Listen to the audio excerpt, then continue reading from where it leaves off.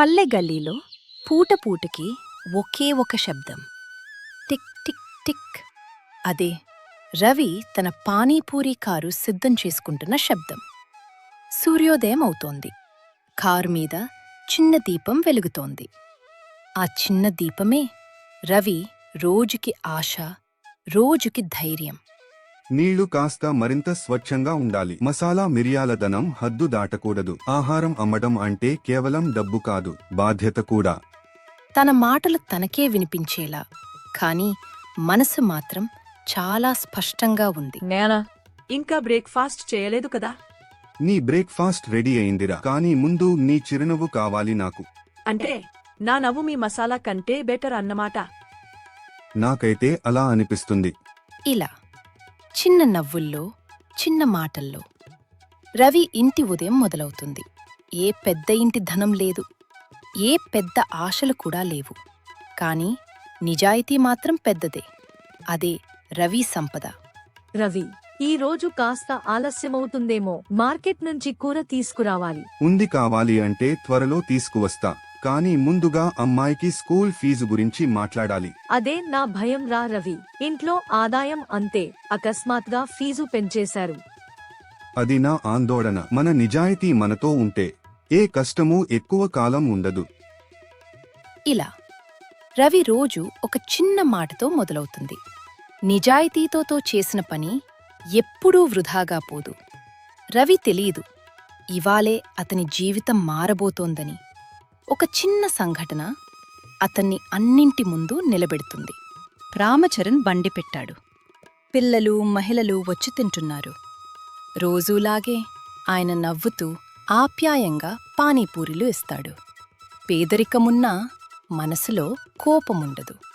అయ్యా, డబ్బు పెట్టేశా, అదిగో. సరే అన్నా. అతనికి డబ్బు పెట్టలేదని రామచరణ్కి తెలుసు. కాని రోజు గడవాలి. పోరాటం పెద్దది. జగడం చేయడానికి మనసు లేదు. రామచరణ్ నిశ్శబ్దంగా తన బండిని చూస్తాడు. అతని కాళ్లలో బలం తగ్గిపోవడం, చేతిలో ఉన్న చిన్న నాణేలు, ఇవే అతడి రోజు సంపాదింపు. ఇవాడ మళ్లీ నష్టమే. కాని ఏమి చెయ్యాలి?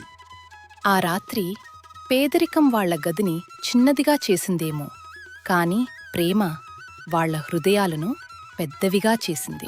సరోజ, ఇవాళ కూడా ఎక్కువ రాలేదు. పర్లేదు రామచరణ్, మనము నవ్వుతూ ఉంటే కష్టాలు భయపడతాయి. నేను నీకోసం, గూడియా కోసం ప్రాణాలు పెట్టి పనిచేస్తున్నా సరోజ, కానీ కష్టాలు మాత్రం తగ్గడం లేదు. నువ్వే మా ధైర్యం రామచరణ్. నీ నిజాయితీ, నీ మంచితనం ఏదో ఒకరోజు నీకు మంచి చేస్తాయి. ఉదయం సూర్యుడు ఉదయించాడు. కాని రామచరణ్ మనసులో మాత్రం ఇంకా చీకటే. గతరోజు నష్టంతో ₹1 కూడా మిగల్లేదు. అతడు బండి తోసుకుంటూ వెళ్తూ తనతోనే మాట్లాడుకుంటున్నాడు. ఈ రోజు అమ్మకాలన్నీ ఇంటికి కావాలి. రెంటు, ఫీజ్, మందులు ఒక్కరోజే ఉండాలి. అమ్మాయిలు ఎదురుచూస్తున్నారు. అతడికి ఉన్న బాధ కన్నా తన కుటుంబం కోసం ఉన్న బాధ పెద్దది. సరోజ మందుల సీసా తెరవబోతూ అది ఖాళీ అయిందని చూస్తుంది. ఈ తల్లి గుండె. ఇవి ఇంకొన్ని రోజులు సరిపోతాయని అనుకున్నా. అమ్మా, స్కూల్లో ఫీజు కూడా అడిగారు నేడు. టీచర్ చెప్పింది ఎవారే చెల్లించాలి అని. నాన్నకి చెప్పకు గూడియా, అతని మనసు చాలా బాధపడుతుంది. కాని అమ్మా, ఎప్పకాపోతే ఎలా? నీ నాన్న మన కోసమే తింటాడు, బతుకుతాడు. అతనిపై భారాన్ని పెట్టొద్దు అమ్మా. స్వల్పంగా నవ్వినా లోపల మాత్రం వడిగా రాలిపోతుంది. ఈరోజు అమ్మకాలు చాలా తక్కువ. ప్రతి పానీపూరి అతడి ఆశ. ఒక వ్యక్తి దగ్గరకు వస్తాడు. అన్నా, 5 పానీపూరీలు వేయమ్మా. రామచరణ్ చిరునవ్విస్తూ తయారు చేస్తాడు. వ్యక్తి తిని వెళ్ళిపోయాడు, డబ్బు ఇవ్వకుండా. రామచరణ్ కళ్లలో నిరాశ, భుజాలపై నిస్సహాయత. ఇవాళ కూడా ఇదేనా దైవం? ఒక్క మంచి రోజైనా ఇవ్వవా? రామచరణ్ అలసిపోయి ఇంటి తలుపు తెరుస్తాడు. గూడియా ఆశగా లేచి వస్తుంది. నాన్నా, వచ్చవా? అవును అమ్మా, వచ్చా. కాని ఆమె అడగబోతున్న ఫీజ్ విషయం అతడు తెలుసుకునే ముందే సరోజ సంకేతం చేస్తుంది, అడగకు. రామచరణ్ చేతిలో ఉన్న చిన్న సంచిని బల్లపై పెట్టాడు. అది పూల బ్యాగు కాదు, నాణేల బరువే. సరోజ నెమ్మదిగా వచ్చి పక్కన కూర్చుంటుంది. బాగా అలసిపోయావా రామచరణ్? సరోజ, నాకిప్పుడు ఏం జరుగుతుందో అర్థం కావట్లేదు. రోజురోజుకు అమ్మకాలు తగ్గిపోతున్నాయి. అతడు నేలవైపు చూస్తూ మాటలు ఆపేస్తాడు. కళ్ళలో నీళ్లు చేరుతాయి. రామచరణ్ ఎప్పుడూ కుటుంబం ముందు ఏడవడు. కాని ఈరోజు అతడి మనసు తోచలేదు. నాకు భయం వేస్తోంది సరోజ. నీకోసం ఏదీ చేయలేకపోతున్నానని. రామచరణ్, మన జీవితంలో సుఖం రావడం ఆలస్యం అవుతుంటుంది, కానీ అది వస్తుంది. నీ మంచితనమే మనల్ని నిలబెడుతుంది. రామచరణ్ ఆమె మాటలు విని చిన్న నవ్వు పెట్టుకుంటాడు. కాని కళ్ళల్లో బాధ ఇంకా అలాగే ఉంది. మరో రోజు అదే బండి, అదే రామచరణ్. కాని మనసులో నిన్నటి బాధ మిగిలానే ఉంది. చిన్న గుండెల్లో పెద్ద నమ్మకం. అదే రామచరణ్కు బలం. ఈరోజు కొంచెమైనా నడిస్తే సరోజ మందులు, గూడియా ఫీజ్ ఏదో కావాలి. గూడియా కూడా బండి దగ్గరే కూర్చుంది, నాన్నను ఆశగా చూస్తూ. నాన్న, నేడు ఎక్కువగా అమ్మాలి కదా? అవును అమ్మా, నేడు మనకు మంచి రోజు అవుతుంది. చిన్న గుండెల్లో పెద్ద నమ్మకం. అదే రామచరణ్కు బలం. కస్టమర్లు మెల్లగా రావడం మొదలవుతుంది. బండి దగ్గర చిన్న హడావిడి. అన్నా, చట్నీ ఇంకాస్త ఎక్కువగా పెట్టమ్మా. ఓకే అన్నా, అదిరిపోయేలా పెడతా. గూడియా నవ్వుతూ చూస్తుంది. ఆమెకు నాన్న ఇంత ఆనందంగా ఉన్నా ఎంతో ఇష్టం. సరే, ఈ చిన్న సంతోషం కొన్ని నిమిషాలే. దగ్గరకు ఒక పొడవాటి మనిషి వస్తాడు. వద్దున్నాడు, చాలా స్మార్ట్గా, కాని ముఖంలో అహంకారం. ఓయ్, పానీపూరి వేసు 10లు, చట్నీ కాస్త ఎక్కువ పెట్టమ్మా. గూడియా ఆశ్చర్యంగా చూస్తుంది. నాన్న, 10 plates. వేయాలి అమ్మా, కస్టమర్ కదా. ఈ వ్యక్తి ఈరోజు రామచరణ్ జీవితంలో పెద్ద దెబ్బ పెట్టబోతున్నాడు. అతడు ప్లేట్లు తయారు చేస్తూ, మనిషి తింటూ ఉండగా గూడియా పక్కనే నిలబడి ఉంటుంది. అతను తింటూ మాట్లాడుతూ అతడు చిరునవ్వును బలవంతంగా పెట్టుకుంటాడు. చట్నీ కాస్త ఎక్కువ పెట్టమ్మా. ఇంగ్లీష్ సైజులో. అవును సార్. 10 ప్లేట్లు పూర్తయ్యాక వ్యక్తి డబ్బు ఇచ్చినట్టు నటిస్తూ మొబైల్ మాట్లాడతాడు. అవును రా, డబ్బు ఇచ్చేసా, వెళ్తున్నా. నాన్న, ఆయన డబ్బు ఇవ్వలేదు కదా? అతడు వెంటనే ఆ మనిషిని పిలుస్తాడు. వ్యక్తి తిరిగి చూసి చిరునవ్వేస్తాడు. సార్, సార్, డబ్బు.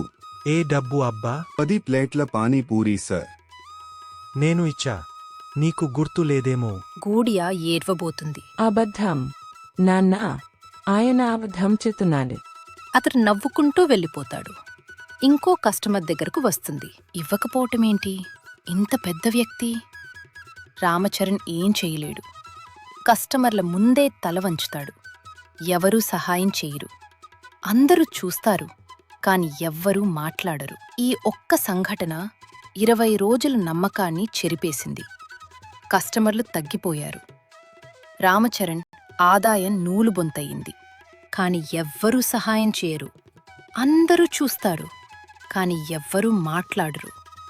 గూడియా మాత్రం వెన్నుపోటు తిన్నట్టే కేక వేస్తుంది.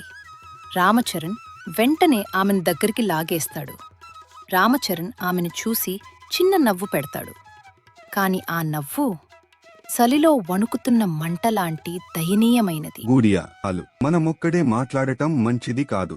అతగాడు నమ్మనివాడు. ఇక్కడ వాళ్ళెవరూ మాట్లాడరు. నాన్న, భయపడకు. అమ్మ, నేను ఉన్నాం కదా. పెద్ద మార్కెట్, జనాలు రద్దీ, పానీపూరి కారం వాసన. రామచరణ్ తన చిన్న బండితో వచ్చి ఒక మూలలో నిలుస్తాడు. రామచరణ్ ఇంట్లో బాధలు పెరుగుతున్నా అతని నిజాయితీ మాత్రం అస్సలు తగ్గలేదు. కాని ఆ రోజు అతని సహనాన్ని పరీక్షించే ఒక సంఘటన ఎదురుచూసేది. అయ్యో దేవుడా, నేడు బాగా అమ్ముడవుతాయిగా. సరోజ మందులు కూడా కొనాలి. అప్పుడే 3 కాలేజ్ బాయ్స్ అట్టుగా వస్తారు. చెడ్డ నవ్వు, అల్లరి చూపులు. ఓయ్ రామచరణ్ అన్న, పానీపూరి ఒక ప్లేట్. చూడు, నేడు మన ప్లాన్ పనిచేస్తుంది. అన్నా, ఇది పులుపు ఎక్కువైంది, ఇది రుచి లేదు, డబ్బు ఇవ్వను. అయ్యా, నేను కొత్తగా చేశాను, మీకు ఇంకో ప్లేట్ చేస్తా. డబ్బు వద్దు. అయ్యా, ఒక ప్లేట్ తిన్నాం, ఇంకో ప్లేట్ ఫ్రీ. చల్లగా ఉన్నావన్నా? రామచరణ్ వారికి వెనకాల చూస్తాడు. ముక్కు మూసుకుని నిట్టూర్పు. దూషించేవాళ్ళు, దోచుకునేవాళ్ళు చాలామంది. కాని రామచరణ్ మాత్రం తన మంచి మనస్సు మార్చుకోలేదు. బాబూ నువ్వు అతి మంచి మనిషివి, వారిమీద కోపం రాలేదా? అయితే నేన్ సార్, వాళ్ళు పిల్లలు, ఆకలి తీర్చడమే పని. నిజాయితీకి నష్టం ఏర్పడినా నా మనసుకి నష్టం రావొద్దు. నీ నిజాయితీకి ఇచ్చిన గౌరవం తీసుకో. సార్, ఇవన్నీ ఎక్కువయ్యాయి. ఒక జంట రామచరణ్ బండికి దగ్గరగా వచ్చి అతని అసలు సేవాభావాన్ని గమనిస్తుంది. చూడు రాహుల్, ఈయన ఎంత నిజాయితీగా ఉన్నాడు. వాళ్ళు దోపిడీ చేసినా కోపపడలేదు. ఇలాంటి వాళ్ళు నిజంగానే గొప్పవాళ్ళు. నేను ఒక ఫోటో తీయాలి. వాళ్ళు రామచరణ్ పానీపూరీ చేస్తూ ఉన్న దృశ్యాన్ని ఫోటో తీస్తారు. అన్నయ్య, మేము మీ గురించి ఒక మంచి పోస్ట్ పెడదాం. జనం మీ దగ్గరకు వస్తారు. అయ్యో, నాకు ఏ ప్రసిద్ధి వద్దమ్మా, మీరు రుచిగా తింటే చాలు. వాళ్ళు నవ్వుతూ వెళ్తారు. రామచరణ్ తన బండి పక్కన కాసేపు కూర్చుంటాడు. ఆయన చేతిలో వృద్ధురు ఇచ్చిన అదనపు డబ్బు చూస్తాడు. బండి మీద నిజాయితీ పానీపూరి అని చిన్నగా రాసిన బోర్డు గాలిలో ఊగుతుంది. ఈ ప్రపంచంలో చెడు ఉన్నా మంచి ఇంకా ఉందన్న మాట. అదే రోజు ఒక చిన్న మంచి పని ఒక పెద్ద మార్పుకు బీజం వేసింది. ఇప్పుడు రాబోయేది రామచరణ్ జీవితంలో అత్యంత కీలకమైన మలుపు. మరుసటి రోజు ఉదయం సాధారణంగా రామచరణ్ బండి దగ్గరకు 4 నుంచి 5 మంది వస్తారు. కాని ఆ రోజు దూరం వరకు లైన్. బండి పక్కన జనాల సందడి, కెమెరాలు, మొబైల్లు. నిన్న తీయబడిన ఆ చిన్న ఫోటో, ఒక మంచి మనసైన అమ్మాయి సోషల్ మీడియాలో పెట్టిన పోస్ట్ ఒక రాత్రిలోనే వేల మందికి చేరింది. అలా ఒక సాధారణ పానీపూరి అమ్మవాడు రామచరణ్ ఒకేసారి అందరి మనసుల్లో చోటు దక్కించుకున్నాడు. జనం రద్దీ చూసి షాక్ అవుతాడు. అరే, ఇవాళ ఏం జరిగింది? ఇన్ని మంది నా బండి దగ్గరకి? అన్నా, మీ ఫోటో వైరల్ అయ్యింది. మీ నిజాయితీ కథ అందరినీ టచ్ చేసింది. అయ్యో, నేను ఏం చేశాను సార్? చిన్న పని చేస్తారు మీరు, కాని మీ మనసు పెద్దది అన్నా. జనం రామచరణ్తో మాట్లాడే హృదయస్పర్శి క్షణాలు. మీరు డబ్బు లేకపోయినా పేద పిల్లలకు ఫ్రీగా ఇస్తారట అన్నా. ఇవాళ 10 ప్లేట్లు ప్యాక్ చేసి ఇవ్వండి, నేను చెల్లిస్తా. అన్నా, మీ చేతి పానీపూరి తినాలని చాలా మంది వచ్చారు. దయచేసి కాస్త సమయం ఇవ్వండి. రామచరణ్ చేతులు వణుకుతాయి. సార్, నేను సాధారణ మనిషిని. ఇంత గౌరవం నాకు ఎక్కువైపోతుంది. రామచరణ్ ఫోన్ మోగుతుంది. సరోజ, ఇక్కడ ఎంతమంది ఉన్నారో తెలుసా? మన బండి దగ్గరకు జనాలు క్యూలు పెట్టారు నిజమారా? నీ నిజాయితీకి ఇది వచ్చిన ప్రతిఫలం రా. అని అనిపిస్తుంది. నేడు మంచి రోజే. నీ ఆరోగ్యం బాగుంటే చాలు, నాకేంటి కావాలి?